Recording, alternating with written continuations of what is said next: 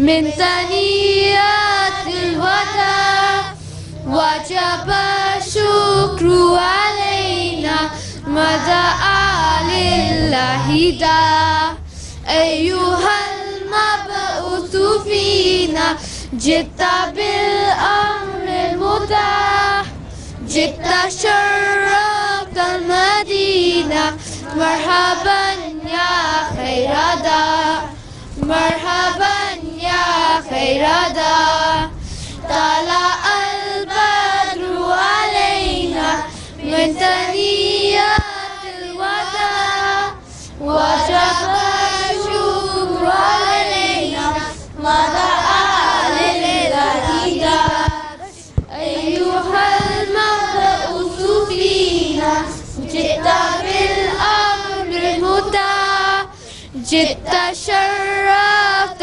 المدينة مرحبا يا خير داع مرحبا يا خير داع طلع البدر علينا من ثنيات الوداع وجب الشكر علينا ما دعا لله داع أيها المبعوث فينا جئت بالأمر المتاح جئت شرفت المدينة مرحبا يا خير داع مرحبا يا خير داع طلع البدر علينا من ثنيات الوداع وجب الشكر علينا ما دعا لله داع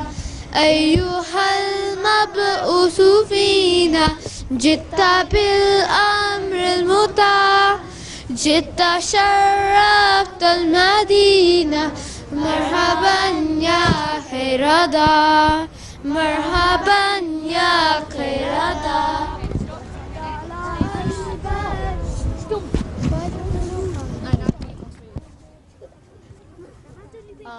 I thought you were someone else.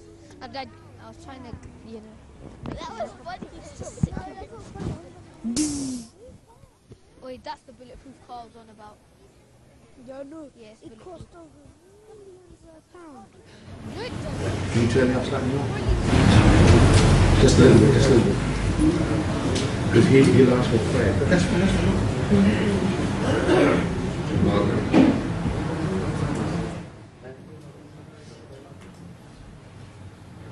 दुआ हो रही है दुआ दुआ हो रही है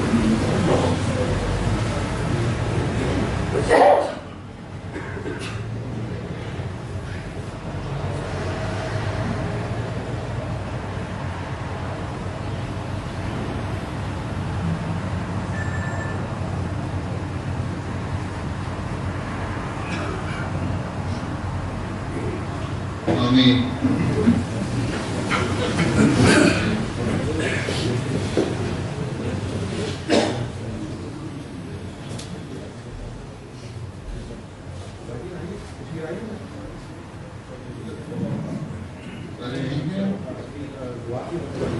सारे नहीं के लोग हैं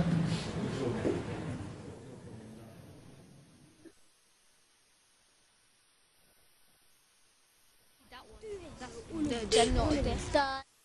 البدر علينا من ثنيات الوداع وجب الشكر علينا مرحبا لله داع أيها المبعوث فينا جئت بالأمر المتاح جئت شرفت المدينة مرحبا يا خير داع مرحبا يا خير داع طلع البدر علينا من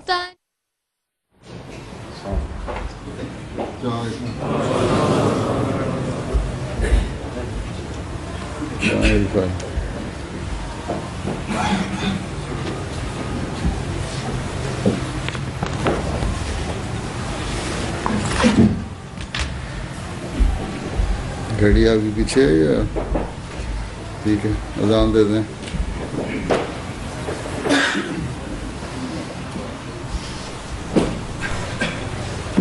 अल्लाहु अकबर, अल्लाहु अकबर, अल्लाहु अकबर, अल्लाहु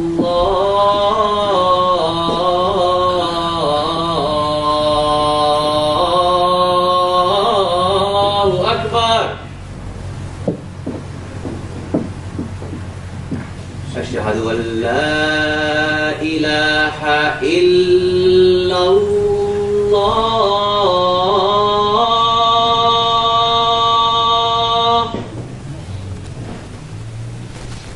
अशहदु अन ला इलाहा इल्लल्लाह,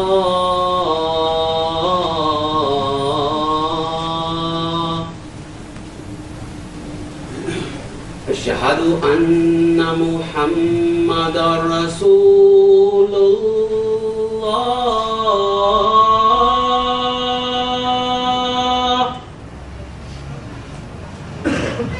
अशहदु अन्ना मुहम्मदर रसूलुल्लाह।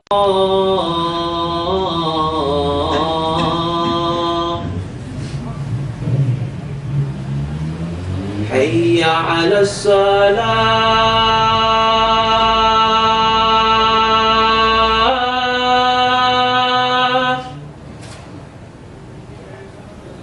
हय्या अलस सलाह,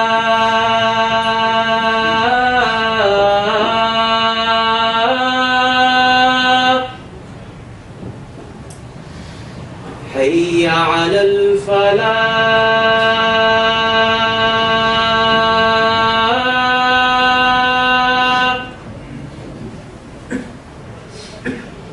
हय्या अलल फलाह।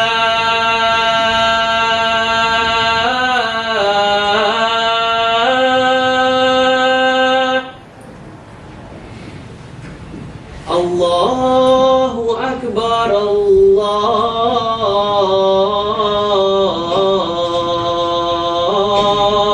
अल्लाहु अकबर,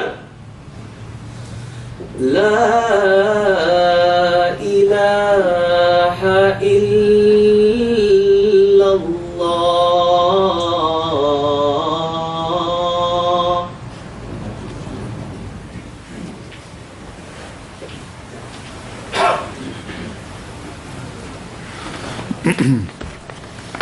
अस्सलाम वालेकुम रहमतुल्लाह।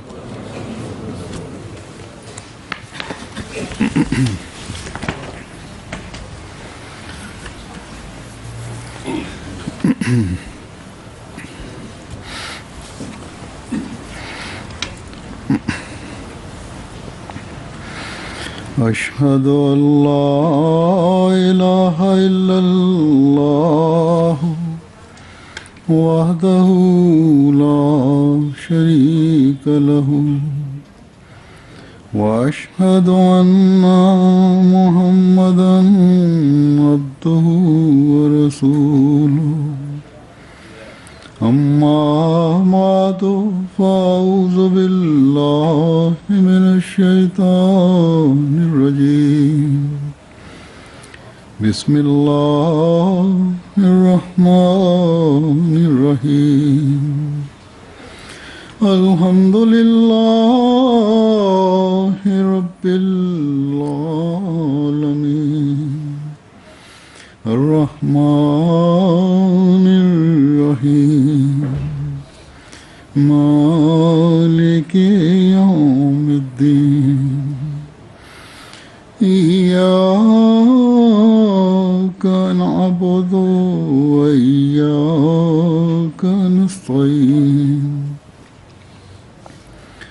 اهدنا الصراط المستقيم صراط الذين أنعمت عليهم غير المغضوب عليهم ولا الضالين.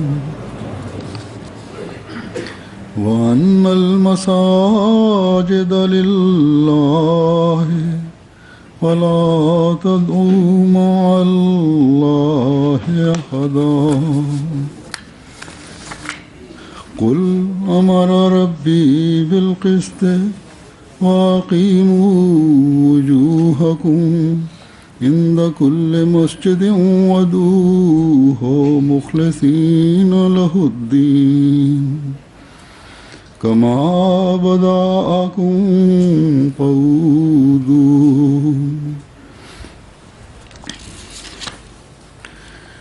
ان آیات کا ترجمہ یہ ہے کہ اور یقیناً مسجدیں اللہ ہی کے لیے ہیں، بس اللہ کے ساتھ کسی کو نہ پکارو.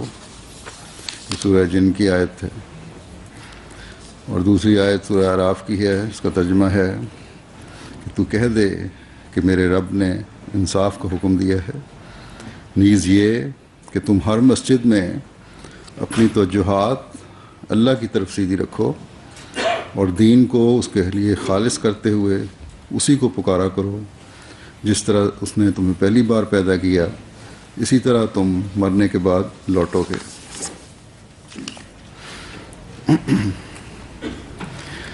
الحمدللہ آج اس علاقے میں ہمیں مسجد تعمیر کر کے اس کے افتتاح کی توفیق مل رہی ہے.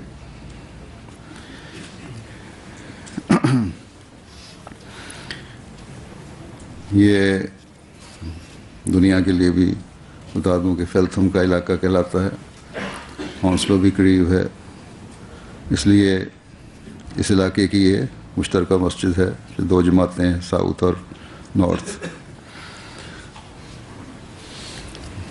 بلکہ شاید باتوں سے یہاں کے ریجنل امیر صاحب کی اندازہ ہے کہ شاید علاقے کی جامعہ مسجد ہی ہو، کیونکہ میرے خیال میں ابھی تک کی مساجد میں اس علاقے میں یہ بڑی مسجد ہے جس میں جمعہ اور نمازوں کے لیے اب آپ آیا کریں گے. یہی مسجد کا مقصد ہوتا ہے.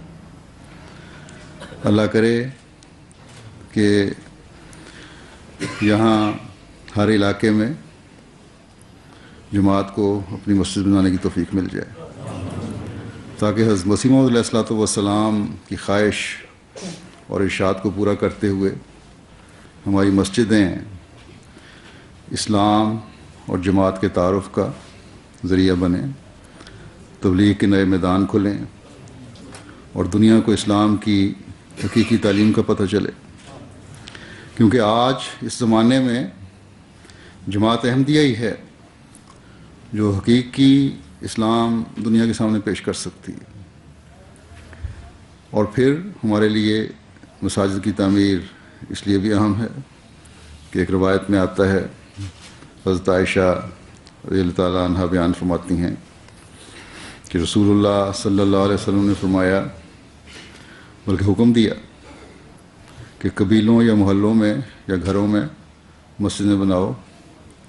اس زمانے میں محلے قبیلوں کی صورت میں بات ہوا کرتے تھے عموماً، بلکہ آج کل بھی اب دیکھیں بعض قومیں دوسرے ملکوں میں جا کر ایک جگہ اکٹھا رہنے کو پسند کرتی ہیں.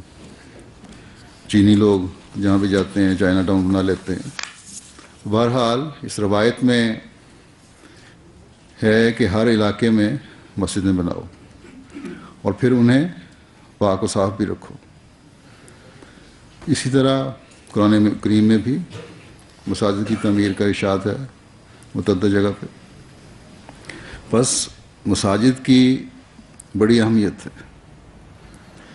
خاص طور پر ہمارے لیے جو احمدی مسلمان کہلاتے ہیں، تاکہ جہاں ہم اپنی اجتماعی عبادتوں کے لیے ایک پاک صاف جگہ کا انتظام کریں اور اس کے لیے خاص اہتمام کریں، وہاں آج کل جب کہ اسلام کے خلاف بے شمار غلط فہمیاں پیدا ہو رہی ہیں، اسلام کی خوبصورت تعلیم کو دنیا کے سامنے پیش کریں.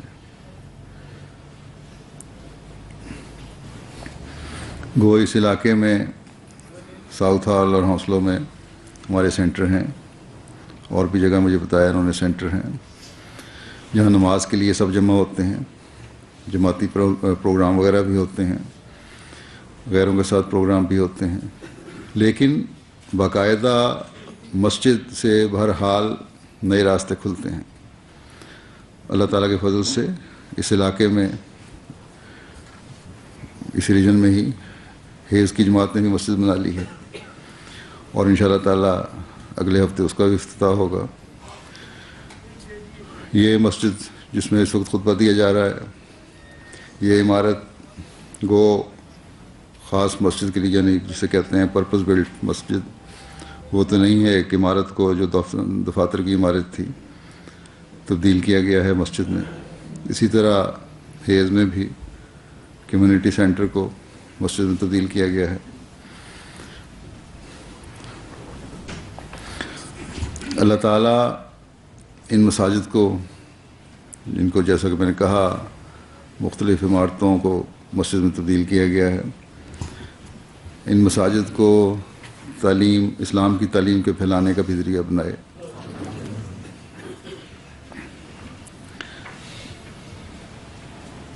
ہمارے ایمانوں میں ترقی کا بھی ذریعہ بنائے، اور ایمانوں میں ترقی ہے جو ہر مسئلے کے ساتھ خاص طور پر وابستہ ہے۔ یہ آیات جو میں نے تلاوت کی ہیں، ان میں اللہ تعالیٰ نے مساجد کی اہمیت بیان فرمائی کہ مسجد کی اہمیت اور اس کے مقاصد کے بارے میں تمہیں کس طرح خیال رکھنا چاہیے۔ قرآن کریم میں دوسری جگہ بھی اس کا ذکر ملتا ہے۔ بہرحال ان آیات میں اللہ تعالیٰ فرماتا ہے کہ مساجد ایسی جگہ ہیں جو خالصتاً اللہ تعالیٰ کے لیے ہیں۔ یہاں جو آئے خالص عبد بن کر آئے، اور مسجدوں میں کبھی کوئی کفر، شرک، بلکہ دنیاوی باتیں بھی نہ ہوں۔ اسی لیے آن حضرت صلی اللہ علیہ وسلم نے کاروباری باتیں بلکہ دنیاوی چیزوں کے، گمشدہ چیزوں کے اعلان کرنے سے بھی منع فرمایا۔ ہاں، جن باتوں کی اجازت ہے وہ خدا تعالیٰ کی عبادت کے بعد اللہ تعالیٰ کے پیغام کو دنیا میں پھیلانے کے منصوبے، دنیا کو خدا تعالیٰ کے قریب کرنے کے منصوبے، اور اس پر عمل کرنے کے لیے اپنے آپ کو تیار کرنا، اللہ تعالیٰ کی مخلوق کی بہتری کے سامان کرنے کے لیے مشورے، اور اس کے لیے اپنے آپ کو پیش کرنا۔ یہاں اس بات کی وضاحت ہو گئی اس پہلی آیت میں، فَلَا تَدْعُوا مَعَ اللَّهِ أَحَدًا،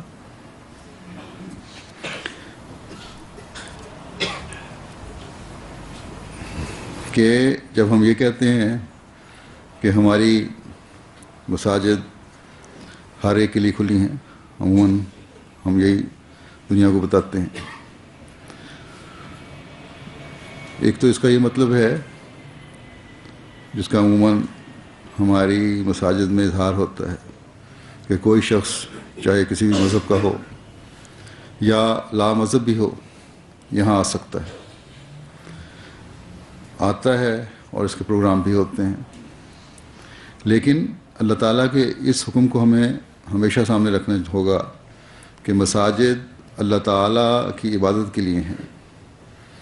اگر ہم کسی دوسرے مذہب والے کو اجازت دیں عبادت کرنے کی، تو اس بات کی کہ جو خدا تعالیٰ کی خالص عبادت کا حصہ ہے، کیونکہ ہر مذہب میں ایک خدا کا تصور پایا جاتا ہے، تو جو خدا تعالیٰ کی خالص عبادت کا حصہ ہے وہ تو تم بے شک ہماری مسجد میں کر سکتے ہو، اور جو بتوں کی عبادت کا حصہ ہے، جو شرک کے حصے ہیں، وہ بہرحال مسجد سے باہر جا کر۔ بس اس شرط کے ساتھ کوئی بھی مذہب رکھنے والا مسجد میں آ کر عبادت کر سکتا ہے۔ مسجدیں وہ جگہ ہیں جہاں شرک کی بہرحال اجازت نہیں ہے۔ وَأَنَّ الْمَسَاجِدَ لِلَّهِ فَلَا تَدْعُوا مَعَ اللَّهِ أَحَدًا، کہ یقیناً مسجدیں اللہ تعالیٰ ہی کے لیے ہیں، ان کی تعمیر کا مقصد ہی ایک خدا کی عبادت کے لیے جمع ہونا ہے. یہ خدا تعالیٰ کا گھر ہے اور خدا تعالیٰ نے حکم فرمایا ہے کہ اگر میرے گھر میں عبادت کے لیے آنا ہے تو پھر میری اور صرف میری عبادت کرو، اور جو میرے احکامات ہیں ان پر عمل کرو. اس سے پہلی آیات میں بھی یہی مضمون چل رہا ہے کہ خدا تعالیٰ کی ذات ہی واحد و یگانہ ذات ہے، اور اس سے دور جانے والے اپنے کیے کی سزا بھگت لیں گے. اور حضرت صلی اللہ علیہ وسلم کی بعثت کے بعد تو یہ بات اور بھی زیادہ روشن اور واضح ہو گئی، اور اللہ تعالیٰ نے یہ فیصلہ کیا کہ اپنی وحدانیت کو دنیا میں اب حضرت صلی اللہ علیہ وسلم کے ذریعے سے قائم فرمائے گا، اور مساجد اس مقصد کو پورا کرنے کا ایک ذریعہ ہیں. اور اب دنیا میں اللہ تعالیٰ کی وحدانیت اور سچائی صرف اور صرف مساجد کے ذریعے ہی پھیلے گی. بس وہ لوگ جو حضرت صلی اللہ علیہ وسلم پر ایمان لانے کا دعویٰ کرتے ہیں، اور ہم جو حضرت صلی اللہ علیہ وسلم کے مقصد کو پورا کرنے کے لیے آنے والے آپ کے غلام صادق کی جماعت میں بھی شامل ہونے کا دعویٰ کرتے ہیں، ہمارا تو اب یہ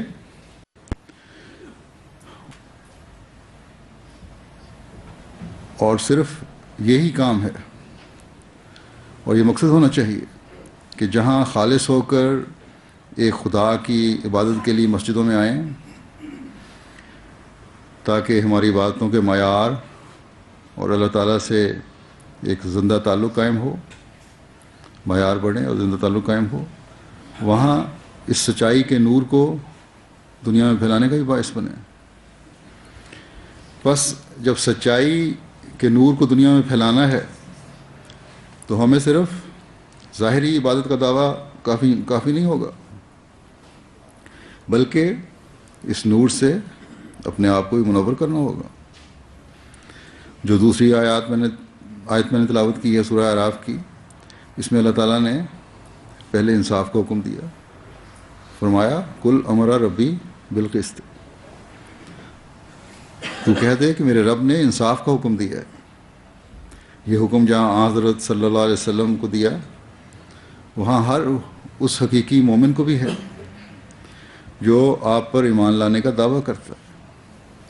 بس یہاں سب سے پہلے اس اعلان کا حکم ہے کہ ہم وہ لوگ ہیں جن کو انصاف قائم کرنے، حقوق قائم کرنے، ہر قسم کے امتیازی سلوکوں سے بالا تر ہونے اور تقوی پر چلنے کا حکم ہے. اور جن لوگوں کی یہ حالت ہوتی ہے وہی اللہ تعالیٰ کی طرف تمام تر توجہ پھیرتے ہوئے اس کی عبادت کا بھی حق ادا کرتے ہیں. بس دلوں کے پاک لوگ ہی عبادت کا بھی حق ادا کرنے والے ہوتے ہیں، جن کی طبیعت میں نیکی، پاکیزگی اور انصاف نہیں. وہ نہ تو حقوق العباد ادا کرتے ہیں اور نہ حقوق اللہ.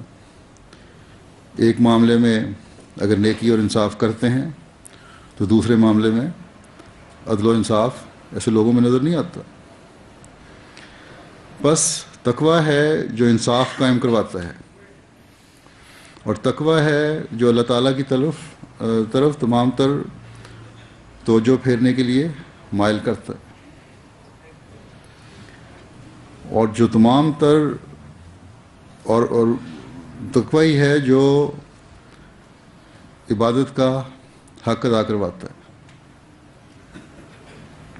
اللہ تعالیٰ فرماتا ہے کہ نماز کے وقت جب مسجدوں کا رخ کرو تو اگر کسی بشری تقاضے کے تحت تمہاری دنیا داری یا ذاتی مفادات نے تمہاری توجہ ادھر ادھر کر بھی دی ہے تو نماز کے بلاوے کے ساتھ ہی تمہارے خیالات اللہ تعالیٰ کے احکامات کی طرف منتقل ہو کر تمہیں اللہ کا حقیقی عبد بنانے والے ہونے چاہیے، ورنہ یہ باتیں بے فائدہ ہیں، یہاں مسجد آنا بے فائدہ ہے. بس جب دین خالص کرتے ہوئے خدا تعالیٰ کو پکارنے کا حکم ہے تو عبادتوں کے معیار کے حصول کے لیے جو احکامات ہیں الہی، ان کی پابندی کی بھی شرط لگا دی گئی۔ اللہ تعالیٰ کے احکامات کو بھی پر بھی عمل کرنا ہوگا۔ اللہ تعالیٰ کا خوف اور خشیت اور تقوی ہی ہے جو اللہ تعالیٰ کے بندوں کے حقوق کی ادائیگی بھی کرواتا ہے، اور یہ سب چیزیں ہی ہیں جو پھر خدا تعالیٰ کی عبادت کا حق ادا کرنے والی بھی ایک انسان کو بناتی ہیں۔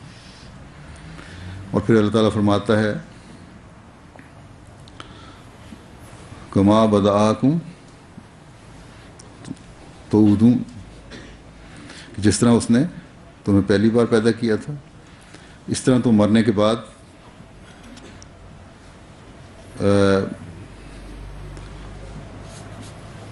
لوٹو گے اللہ تعالیٰ کی طرف۔ انسان کو یاد رکھنا چاہیے کہ دنیا میں کیے گئے اعمال اگلے جہان کی جزا سزا کا باعث بنتے ہیں۔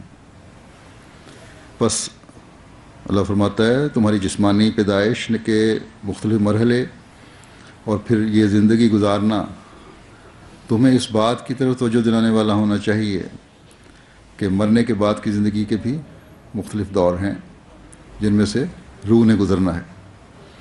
بس اس اخروی زندگی اور روح کی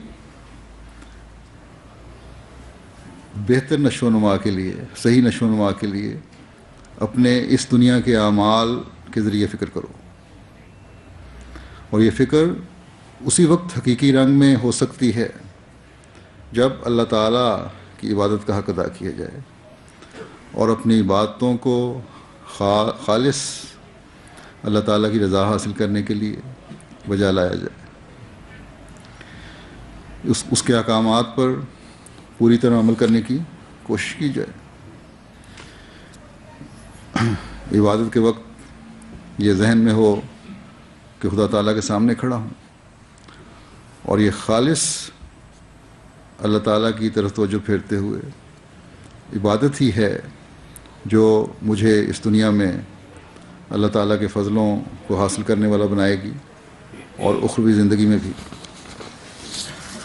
خالص عبادت کس طرح ہونی چاہیے اس بات کا نقشہ کھینچتے ہوئے ایک سوال کرنے والے کے اس سوال پر کہ نماز میں کھڑے ہو کر اللہ جل شانہ کا کس طرح کا نقشہ پیش نظر ہونا چاہیے،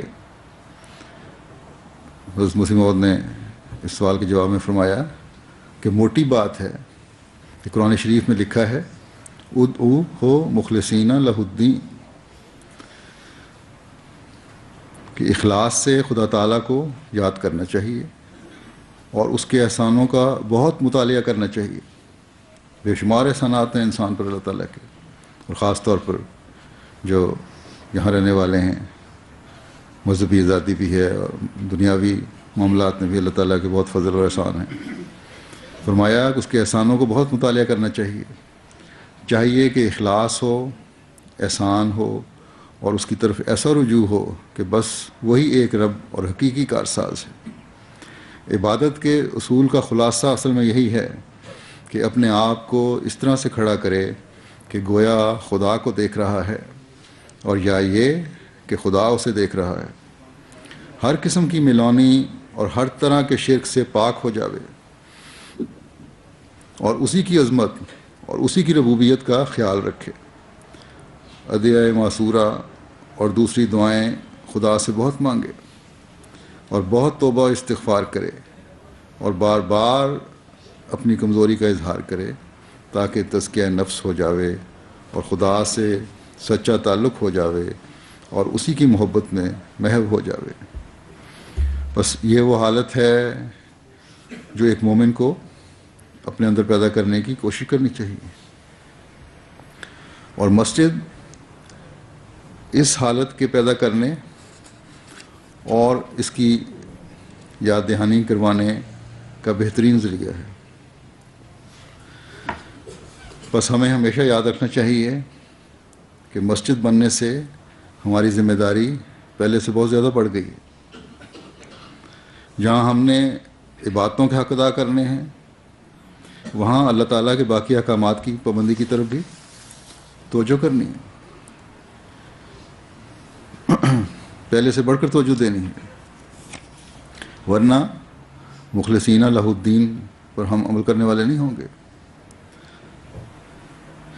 حضرت مسیح علیہ السلام ایک جگہ فرماتے ہیں کہ اب یہ زمانہ ہے کہ اس میں ریاکاری، عجب، خود بینی، تکبر، نخوت، رعونت وغیرہ صفات رذیلہ ترقی کر گئے ہیں، اور مخلصین لہ الدین وغیرہ صفات حسنہ جو تھے وہ آسمان پر اٹھ گئے۔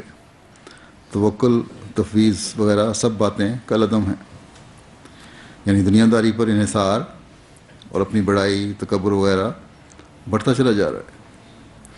اللہ تعالیٰ پر توکل کم ہے، دنیا کے خداؤں کی طرف توجہ زیادہ ہے، اللہ تعالیٰ کی ربوبیت کی طرف توجہ کم ہے، عبادت کے حق بھی ادا نہیں کیے جاتے، اور جو کام اللہ تعالیٰ نے سپرد کیے ہیں، جن نیکیوں کا حکم دیا ہے، ان پر توجہ بالکل بھی نہیں ہے۔ فرماتے ہیں کہ ایسے لوگ پھر مخلصین لہ الدین کس طرح ہو سکتے ہیں، کس طرح یہ حق ادا کر سکتے ہیں؟ پھر آپ نے فرمایا اب خدا کا ارادہ ہے کہ ان کی تخم ریزی ہو، یعنی ان نیک کاموں کی تخم ریزی ہو۔ یہ خدا کا ارادہ کس طرح ہے؟ یہ اس زمانے میں حضرت مسیح موعود علیہ الصلوۃ والسلام کو بھیج کر اللہ تعالیٰ نے اپنے اس ارادے کو عملی جامہ پہنایا ہے۔ بس ہم جب حضرت مسیح موعود علیہ الصلوۃ والسلام کی طرف منسوب ہونے کا دعویٰ کرتے ہیں تو ہمیں دنیا داری سے ہٹ کر خالص ہونا ہوگا، اور جیسا کہ میں نے پہلے بھی کہا، تب ہی مسجد بنانے کا ہمارا مقصد پورا ہوگا۔ عبادتوں کے ساتھ اپنے اعمال کی درستی کی طرف توجہ دینی ہوگی۔ جو یہ کرے گا وہی حضرت مسیح موعود علیہ الصلوۃ والسلام کی بیعت کا حق ادا کرنے والا ہوگا۔ حضرت مسیح موعود علیہ الصلوۃ والسلام کے یہ الفاظ کہ اب خدا کا ارادہ ہے کہ ان کی تخم ریزی ہو، یہ میرے الفاظ نہیں ہیں، بلکہ طبیعتوں میں یہ انقلاب اس تخم ریزی سے پیدا ہوئے۔ آج سے 123 سال پہلے جو تخم ریزی ہوئی تھی، اس نے لاکھوں عباد الصالحین پیدا کیے، عباد الصالحین کے پھل آپ کو عطا کیے، اور اللہ تعالیٰ کا یہ سلوک آج بھی جاری ہے۔ نئے لوگ جو جماعت میں شامل ہوتے ہیں اس سوچ کے ساتھ ہوتے ہیں کہ کس طرح اللہ تعالیٰ سے تعلق پیدا ہو، زندہ تعلق پیدا ہو، کس طرح عبادتوں کے معیار بلند کرنے کی کوشش کی جائے، کس طرح اعلیٰ معیار حاصل کیے جائیں جس سے بندہ اللہ تعالیٰ کی رضا حاصل کرنے والا بن جائے۔ اس وقت میرے سامنے آپ لوگ جو بیٹھے ہوئے ہیں، بہت بڑی تعداد ایسے احمدیوں کی ہے جن کے باپ دادا احمدی ہوئے، جنہوں نے خدا تعالیٰ کے ارادے کو سمجھا اور حضرت مسیح موعود علیہ الصلوۃ والسلام کی بیعت میں آئے، اور حقوق اللہ اور حقوق العباد کے معیار قائم کیے۔ بس ان بزرگوں کی عبادتوں کو مزید پھل لگانے کے لیے اگلی نسلوں کا فرض بنتا ہے کہ اللہ تعالیٰ سے سچے تعلق کو نہ صرف قائم رکھیں بلکہ بڑھانے کی کوشش کریں، اور یہی چیز ہے جو حضرت مسیح موعود علیہ الصلوۃ والسلام کی جماعت کو دوسروں سے ممتاز کرنے والی ہوگی۔ ورنہ ظاہری نمازیں، ظاہری روزے، ظاہری طور پر قرآن کریم پڑھنا، اس کی تلاوت کرنا، یہ تو بہت سے دوسرے لوگ بھی کرتے ہیں۔ ہم میں اور دوسروں میں فرق صرف اسی وقت ظاہر ہوگا جب ہمارا ہر فعل خدا تعالیٰ کے لیے ہوگا، اور جب ہم دنیاوی معاملات میں بھی خدا تعالیٰ کی رضا کے پہلو تلاش کریں گے، تو اس وقت مساجد میں جا کر عبادت کے وقت بھی ہماری تمام تر توجہات خدا تعالیٰ کی طرف ہوں گی، اور دین کو اس کے لیے خالص کرتے ہوئے اسے ہی پکاریں گے۔ نمازوں میں ہماری توجہ ہمارے کاروباروں کی طرف نہیں ہوگی، ملازمتوں کی طرف نہیں ہوگی، دنیاوی خواہشات کے حصول کی طرف نہیں ہوگی، کسی دوسرے سے دنیاوی بدلے لینے کی طرف نہیں ہوگی، بلکہ تمام معاملات خدا پر چھوڑ کر اس کے حضور جھکیں گے۔ اللہ کرے کہ ہم اللہ تعالیٰ کی رضا کے حصول کے لیے اللہ تعالیٰ کے احکامات پر عمل کرنے والے ہوں، ان باتوں پر عمل کرنے والے ہوں جن کا اللہ تعالیٰ نے قرآن کریم میں ہمیں حکم دیا ہے، نیکیوں میں بڑھنے والے ہوں، تقویٰ میں ترقی کرنے والے ہوں، گناہوں اور زیادتی سے بچنے والے ہوں، اور اس کے خلاف جہاد کرنے والے ہوں۔ صرف بچنا ہی کام نہیں بلکہ اس کے خلاف جہاد بھی کرنا ہے۔ اللہ تعالیٰ نے قرآن کریم میں ایک جگہ فرمایا ہے سورہ مائدہ میں کہ وَلَا يَجْرِمَنَّكُمْ شَنَآنُ قَوْمٍ أَن صَدُّوكُمْ عَنِ الْمَسْجِدِ الْحَرَامِ وَلَا يَجْرِمَنَّكُمْ شَنَآنُ قَوْمٍ أَن صَدُّوكُمْ عَنِ الْمَسْجِدِ الْحَرَامِ أَن تَعْتَدُوا وَتَعَاوَنُوا عَلَى الْبِرِّ وَالتَّقْوَىٰ وَلَا تَعَاوَنُوا عَلَى الْإِثْمِ وَالْعُدْوَانِ وَاتَّقُوا اللَّهَ إِنَّ اللَّهَ شَدِيدُ الْعِقَابِ، کہ تمہیں کسی قوم کی دشمنی اس وجہ سے کہ انہوں نے تمہیں مسجد حرام سے روکا تھا، اس بات پر آمادہ نہ کرے کہ تم زیادتی کرو، اور نیکی اور تقویٰ میں ایک دوسرے سے تعاون کرو، اور گناہوں اور زیادتی کے کاموں میں تعاون نہ کرو۔ اللہ سے ڈرو، یقین اللہ سزا دینے میں بہت سخت ہے۔ آج اسلام پر یہ اعتراض ہوتا ہے کہ یہ شدت پسند مذہب ہے اور جنگ کو پسند کرنے والا مذہب ہے، اور یہ کہ اسلام نعوذ باللہ طاقت سے اور تلوار کے زور سے پھیلا، اور اسلام کے مخالف ہر مذہب کے خلاف، جو بھی اسلام کے مخالف مذہب تھا یا دوسرے مذاہب تھے، ان سب کے خلاف اسلام نے تلوار اٹھائی۔ اس آیت میں اللہ تعالیٰ نے اسلام پر اس اعتراض کا بھی رد فرمایا ہے آیت کے اس حصے میں، کہ جو اللہ تعالیٰ کے خالص بندے ہیں، جن کو اللہ تعالیٰ کی رضا مطلوب ہے، جن کی باتیں خدا تعالیٰ کی خاطر ہوتی ہیں، ان کے تو دشمنوں سے یہ سلوک ہونے چاہیے کہ کسی بھی طرح ان پر زیادتی نہ ہو۔ جنہوں نے زیادتی کی ہے ان کا جواب بھی زیادتی سے نہیں دینا۔ بس ایک مسلمان، وہ حقیقی مومن جو اللہ تعالیٰ کی رضا چاہتا ہے، نیکی اور تقویٰ کے معاملات میں اپنوں اور غیروں میں ہر ایک سے بھرپور تعاون کرنے کے لیے ہر وقت تیار ہے، اور گناہوں اور زیادتی کے کاموں سے بیزار ہے، اور کبھی ایسے کاموں میں تعاون نہیں کر سکتا کیونکہ یہ تقویٰ کے خلاف ہے، یہ اپنی عبادتوں کو ضائع کر دینے کے مترادف ہے۔ جو نمازیں نیکی کے کاموں میں روک بن رہی ہوں، زیادتی کے کاموں میں مددگار ہوں، تقویٰ سے آری ہوں، وہ صرف دکھاوے کی نمازیں ہیں۔ ان نمازوں اور عبادتوں کا اللہ تعالیٰ کی نظر میں کوئی مقام نہیں، ان کی کوئی حیثیت نہیں۔ اور ایسی نمازیں پڑھنے والوں کے بارے میں خدا تعالیٰ فرماتا ہے کہ فویل للمصلین، کہ ایسی نمازیوں کے لیے ہلاکت ہے۔ ہم جو زمانے کے امام کو مان کر اسلام کے احکامات پر چلنے کا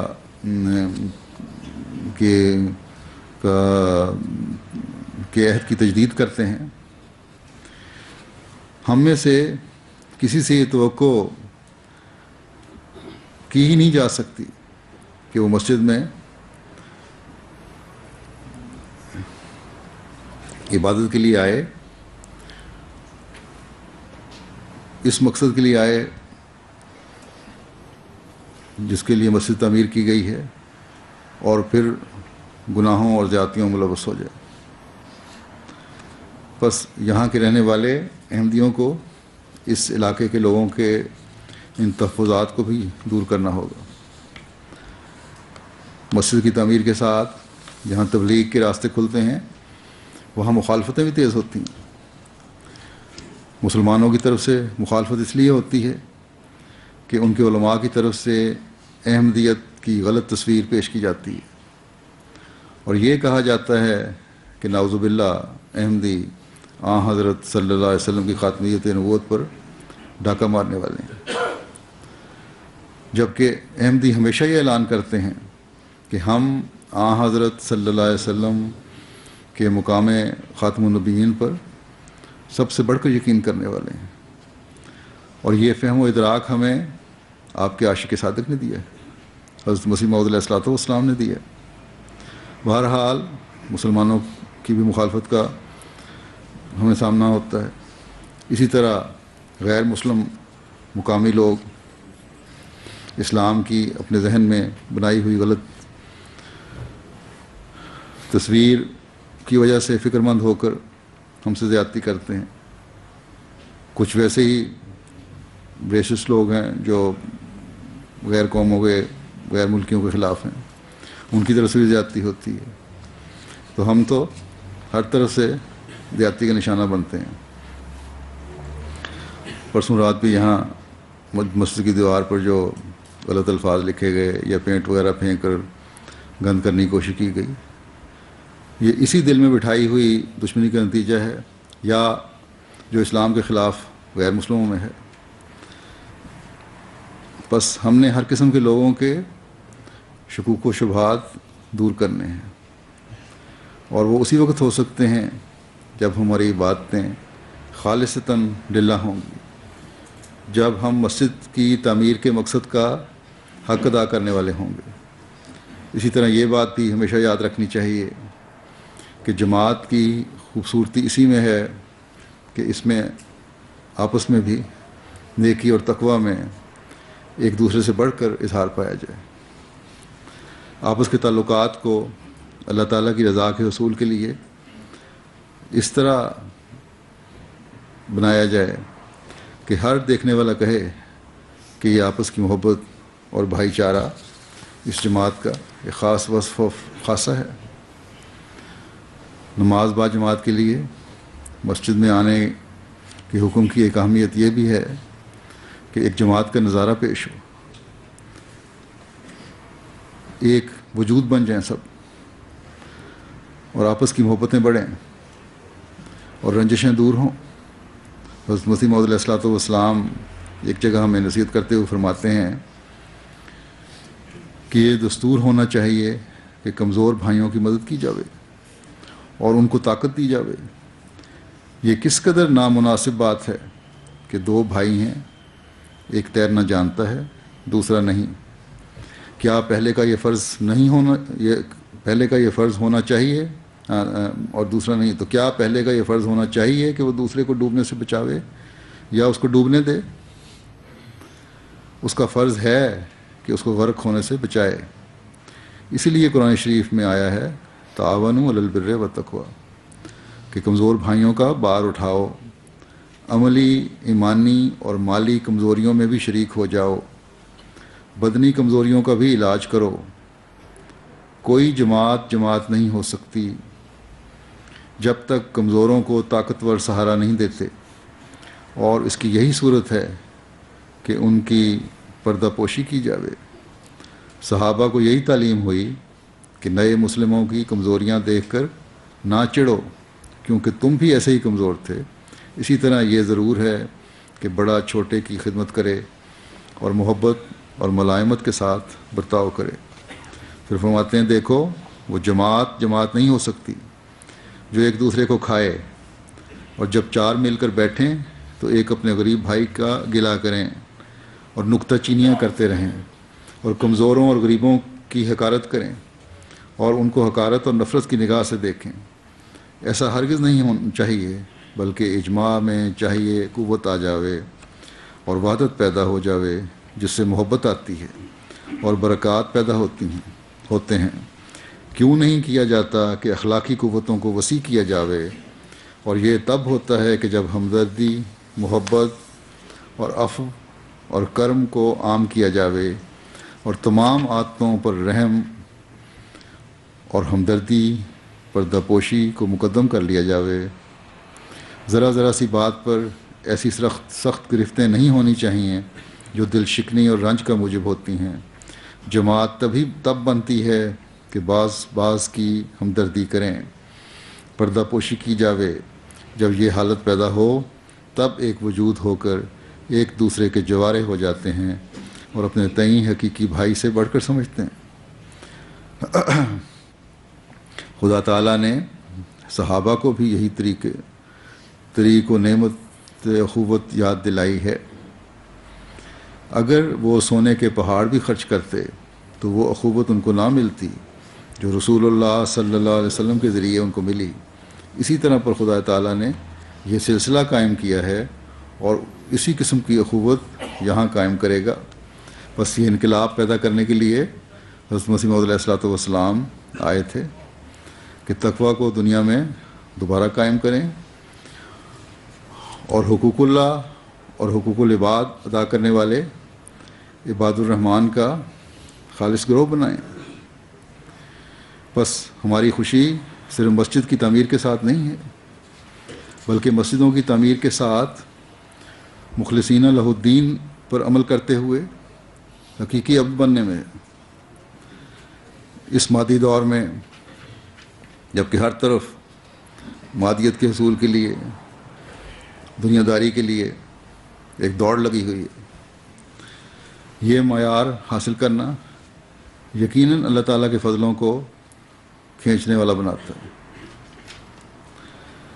آج اللہ تعالیٰ کے فضل سے حضرت مسیح موعود علیہ الصلوۃ والسلام کے ذریعے حقیقی اسلام کا پیغام دنیا کے کونے کونے میں پہنچ رہا ہے.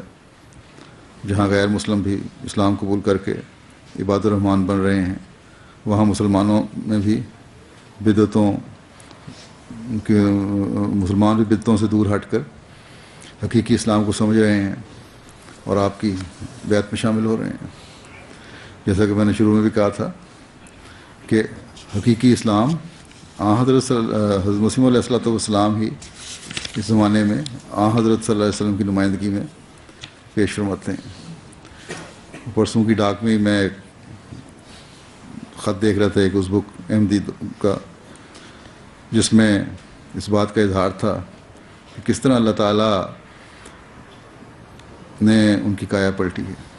تو یہ ہے اللہ تعالیٰ کا فضل کہ نیک فطرتوں کو کس طرح جماعت کا حصہ بناتا چلا جا رہا ہے اور بدعات سے پاک کر رہا ہے.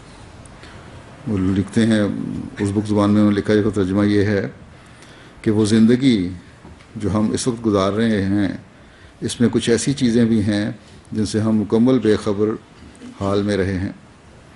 آج کے دن تک وہ الفاظ جو انسان نے کبھی نہ سنے تھے، مثلا یہ باتیں کہ وفات شدگان پر قرآن خوانی کرنا، اپنی بدعات کا ذکر کر رہے ہیں، یا عیسیٰ علیہ السلام کو فوت شدہ تسلیم کرنا وغیرہ.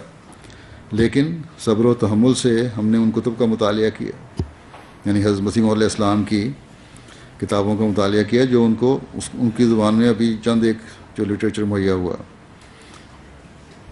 کہتے ہیں کہ جوں ہم پڑھتے گئے ہمارے قلوب میں، ہمارے دلوں میں روشنی اور نور داخل ہو کر ہمیں طاقت دیتا گیا. الحمدللہ ان کتب کو پڑھنے کے بعد ہمیں یہ احساس ہوا کہ ہم تو لمبے عرصے سے اللہ تعالیٰ کی راہ سے بہت ہی دور جا چکے تھے. ہم آپ کی خدمت میں اپنے لیے درخواست کرتے ہیں کہ دعا کریں کہ جماعت سے لی گئی الہی قوت اور نور ہمارے پورے بدن میں سرایت کر جاوے. اللہ تعالیٰ کا شکر ہے کہ پہلی بدعتوں بھری زندگی سے، لکھتے ہیں کہ اللہ تعالیٰ کا شکر ہے کہ پہلی بدعتوں بھری زندگی سے ہم نے چھٹکارا پا لیا، الحمدللہ. لیکن اگر لکھتے ہیں اپنے گاؤں کا نقشہ کہ ہمارے گاؤں کے گلی کوچوں میں نکلیں تو انہیں بدعتوں میں گرفتار انسانوں کو، انہی بدعتوں میں گرفتار انسانوں کو دیکھیں گے. بس نئے آنے والے کس طرح چھٹکارے پا رہے ہیں، اور ہمیں خاص طور پر بہت کوشش کرنی چاہیے، جیسا میں نے ذکر کیا بہت سے بزرگوں کی اولادیں ہیں، کہ اپنے اندر سے بدعتوں کو دور کریں، ظاہری رسم و رواج کو دور کریں، صرف زمانے کی راہ میں نہ بہتے چلے جائیں، نہیں تو یہ نئے آنے والے آگے نکلنے والے ثابت ہوں گے. لکھتے ہیں کہ یہ خط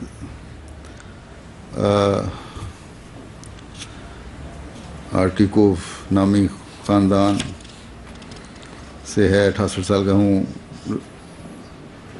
رسول جان اپنا نام لکھ رہے ہیں کہ ہم سب اہل خانہ اس بات پر ایمان لاتے ہیں کہ مسیح موعود آ چکے ہیں، اور ہماری خواہش ہے کہ ہمیں گواہی دینے والوں کی صف میں شمار کیا جائے، اور اس کے ساتھ ہم آپ کی خدمت میں یہ بھی درخواست دعا کرتے ہیں کہ اللہ تعالیٰ ہماری آئندہ نسلوں میں علماء اسلام اور مسلمان ڈاکٹر پیدا کرے، جب ان کے ہاں ڈاکٹروں کی بھی کمی ہوگی تو علماء وہ پیدا کرے۔ علماء تو پہلے بھی ان کے ہیں، ان کے نام نہاد، لیکن وہ حقیقی علماء پیدا کے لیے دعا کی درخواست کرتے ہیں جو حقیقی عباد الرحمن ہوں، جو اللہ تعالیٰ کے صحیح احکامات پر چلنے والے ہوں، اس کی عبادت کا حق ادا کرنے والے ہوں۔ تو ان کے بارے میں یہ کون صاحب تھے، وہاں کے مبلغ نے تعارف لکھا ہے کہ موصوف احمدیت کے سخت مخالف تھے، ان کا بیٹا پہلے احمدی ہو گیا اور یہ مخالفت کرتے رہے، بلکہ اس کو دھمکیاں دیتے رہے کہ تمہیں گھر سے نکال دوں گا، لیکن 2008 میں خلافت جوبلی کے جلسے میں شامل ہو گئے کسی طریقے سے، اور اس جلسے کے دوران ہی انہوں نے ان پہ ایسا اثر ہوا کہ انہوں نے بیعت کر لی، اور اب وفا میں کہتے ہیں، مبلغ لکھتے ہیں کہ اتنے آگے بڑھ چکے ہیں کہ ایک حضرت مسیح علیہ السلام سے حضرت صلی اللہ علیہ وسلم کے عشق کے صدقے ہی ایک خاص عشق ہو چکا ہے۔ احمدیت سے پہلے کہتے ہیں جب ہماری بحث ہوتی تھی تو حضرت مسیح علیہ السلام سے شدید نفرت ان کو تھی، لیکن اب یہ حال ہے کہ سیدنا مسیح موعود کے عاشق صادق اور فدائی ہو چکے ہیں۔ جب ان کو شروع میں جماعتی کتب دی گئیں تو بہت اعتراض کرتے تھے، اور اب یہ حال ہے کہ اسلامی اصول کی فلاسفی کا اس وقت ترجمہ ہوا تو کہتے ہیں پہلے میں نے ایک دفعہ پڑھی، پھر مجھے سمجھ آئی، پھر دوسری دفعہ پڑھی تو مجھے اور سرور حاصل ہوا، اب میں تیسری دفعہ پڑھ رہا ہوں۔ تو یہ ہے نئے آنے والوں کے ایمان کی حالت، ترقی کرتے چلے جا رہے ہیں اللہ تعالیٰ کے فضل سے۔ اللہ تعالیٰ کرے کہ ایسے لوگ، یہ بھی رشین ملکوں میں شمار ہونے والی ایک اسٹیٹ ہی ہے، کہ وہ وقت آئے جب ہم حضرت مسیح کے الہام کو یہاں بھی پورا ہوتے دیکھیں کہ ریت کے ذروں کی طرح احمدیت میں نظر آئے ہمیں۔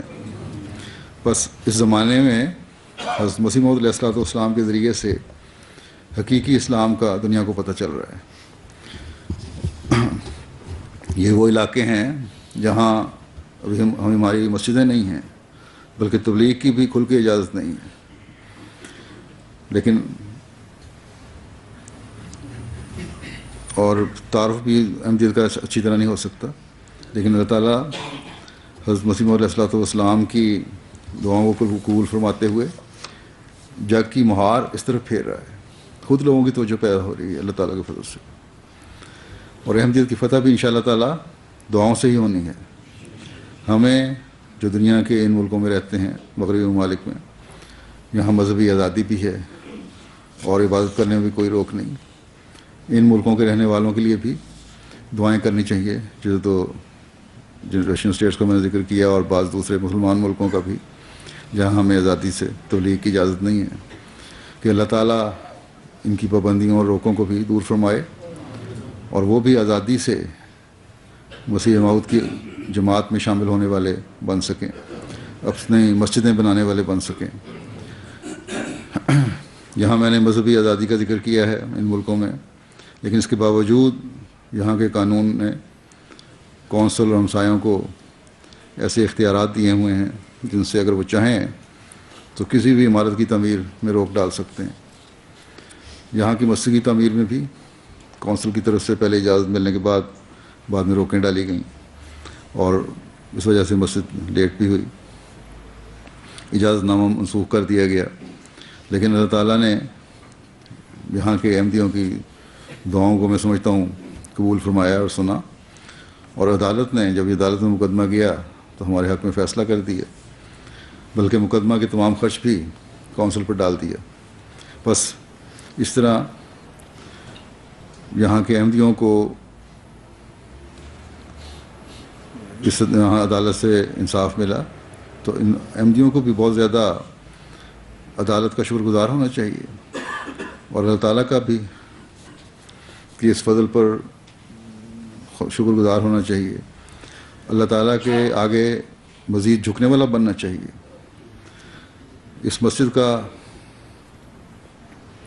حق ادا کرنا چاہیے حقیقی اب بن کے اللہ کا.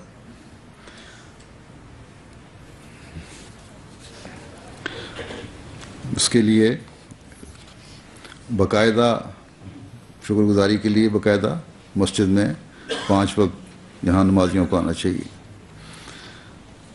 ایک حدیث میں آتا ہے، حضرت ابو ہریرہ رضی اللہ تعالیٰ عنہ سے روایت ہے کہ رسول اللہ صلی اللہ علیہ وسلم نے فرمایا کہ ملائکہ تم میں سے ہر ایک کے لیے دعا مانگتے رہتے ہیں جب تک کہ وہ اپنی نماز کی جگہ میں ٹھہرا رہتا ہے جس میں کہ اس نے نماز پڑھی. فرشتے کہتے ہیں کہ اے اللہ اسے بخش دے، اے اللہ اس پر رحم کر. کتنے خوش قسمت ہیں وہ لوگ جن کے لیے فرشتے دعائیں کریں. اور پھر ان کی دعاؤں کے ساتھ ایسے لوگوں کی اپنی دعائیں بھی شامل ہو کر اللہ تعالیٰ کے فضلوں کو جذب کرنے والی ہوں. جس کو اللہ تعالیٰ کی بخشش اور اس کا رحم مل گیا اسے اور کیا چاہیے. اللہ تعالیٰ ہمیں ان لوگوں میں شامل فرمائے جو اللہ تعالیٰ کی بخشش اور رحم کے حاصل کرنے والے بنتے ہیں. آخر میں مسجد کی تعمیر کے بارے میں بھی جو مجھے معلومات دی گئی ہیں ان کا بھی مختصر ذکر کر دوں. کچھ ذکر تو شروع میں ہو گیا کہ کس طرح یہ مسجد بنی اور عمارت کو تبدیل کیا گیا. دفتری عمارت کو اس کی خرید پر اور تعمیر پر تقریباً 9 لاکھ پاؤنڈ خرچ آیا ہے. اور اللہ تعالیٰ کے فضل سے جماعت نے، میرا خیال ہے حوصلوں کی 2 جماعتوں نے، یہی مجھے بتایا گیا کہ زیادہ تر خرچ اٹھایا. اور ریجن نے بھی بعض جگہوں سے دوسری جماعتوں نے بھی چندے دیے ہوں گے. اگر صرف حوصلوں کی اور فیلتم کی جماعتوں کو شمار کیا جائے تو 200 کے قریب یہاں چندہ دہند بنتے ہیں. کل تعداد تو ان کی 600 ہے. تو اس نے یہ خرچ اٹھایا اور مسجد بنائی. اگر ریجن کو بھی شامل کر لیا زیادہ سے زیادہ 400 کے قریب بن جائیں گے. پھر بھی یہ کافی بڑی رقم ہے. جو بھی صورتحال ہو، بڑی اللہ تعالیٰ کے فضل سے قربانی دی ہے جماعت نے. اللہ تعالیٰ ان کی قربانیوں کو قبول فرمائے. اور خاص طور پر 6 اشخاص ایسے ہیں جن کی بڑی قربانیاں ہیں، جنہوں نے تقریباً 2,80,000 کے قریب قربانی کی ہے. ایک نے 1 لاکھ سے اوپر ادائیگی کی، باقی نے 20,000 سے لے کے 50,000 کے قریب تک. اللہ تعالیٰ ان سب کے اموال و نفوس میں بے انتہا برکت عطا فرمائے. آخر پر پھر یاد دہانی کے طور پر میں کہتا ہوں کہ مسجد کا حق اس کی تعمیر سے یا 10, 20, 50,000 یا لاکھ پاؤنڈ کی قربانی سے حاصل نہیں ہوتا. یہ مقصد کبھی اس طرح حاصل نہیں ہوگا. اصل مقصد اس کو آباد کرنے سے حاصل ہوتا ہے. اور آبادی بھی ایسی جو خالصتاً للہ ہو، خالص ہو کر اللہ تعالیٰ کی عبادت کرنے کے لیے ہو. اور مسجد سے باہر نکل کر بھی اس عبادت کا ایسا اثر ہو کہ خدا تعالیٰ کے بندوں کا حق ادا کرنے والے بنیں، نیکی اور تقوی میں ترقی کرنے والے بنیں. اور یہی چیز ہمیں حضرت مسیح موعود علیہ الصلوۃ والسلام کی بیعت کا حق ادا کرنے والا بنائے گی. اللہ تعالیٰ ہمیں اس کی توفیق عطا فرمائے. ایک دعا کی بھی تعریف کرتا ہوں. آج کل پاکستان میں تو روز ہمارے ساتھ معاملات ہوتے ہی ہیں. انڈیا میں بھی حیدرآباد دکن میں ہماری مسجدوں پر غیروں کی نظر ہے اور قبضہ کرنے کی کوشش کر رہے ہیں. اور کیونکہ وہاں مسلمان بھی کافی تعداد میں ہیں، اس لیے ان کے شور سے حکومت بھی کچھ ان کے زیر اثر آ رہی ہے. اللہ تعالیٰ ان کے شر سے ہمیں بچائے.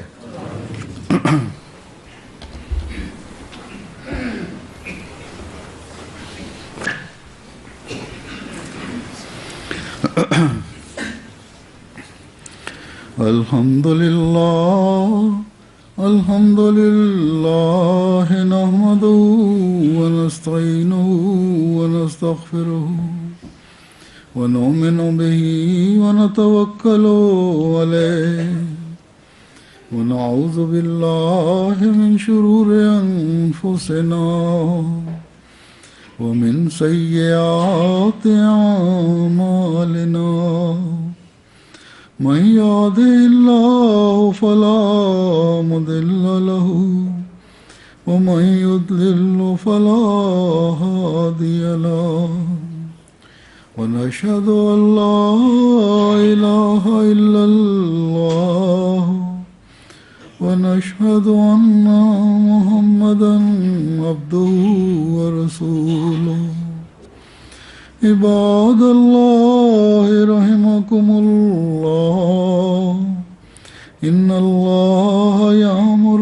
بالعدل والإحسان وإيتاء ذي القربى وينهى عن الفحشاء والمنكر والبغي يعظكم لعلكم تذكرون اذكروا الله يذكركم اذكروا الله يذكركم وادعوه يستجب لكم ولذكر الله أكبر